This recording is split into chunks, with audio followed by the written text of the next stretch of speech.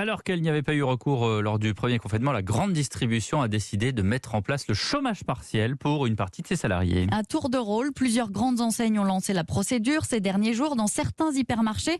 Le chômage partiel est d'ailleurs déjà en place. Olivier Samin. Chez Carrefour, le dispositif est en place depuis 2 jours, avec des salariés qui, dans certains hyper, ne travaillent plus qu'à 50% de leur temps.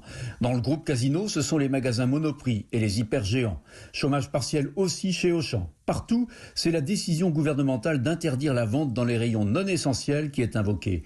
Quand on ne peut plus vendre de jouets, de vêtements ou de livres, on peut redéployer une partie des vendeurs dans d'autres rayons, mais ça a ses limites, nous a dit hier la direction d'une grande enseigne. Les syndicats s'insurgent contre ce recours à la manne publique du chômage partiel. Franck Golin, délégué CGT des hypermarchés Carrefour, y voit quelques arrière-pensées. On a le sentiment d'une opération coordonnée de la grande distribution, un peu en mode revancharde sur le fait des rayons dits non essentiels que nous avons dû fermer.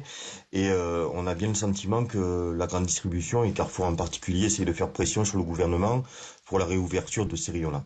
Cela étant dit, le recours au chômage partiel n'est pas le fait de toutes les enseignes. Système U, par exemple, affirme s'en passer en redéployant les vendeurs privés de travail sur des tâches qui explosent avec le confinement, à commencer par le drive. Olivier Samin du service économie d'Europe.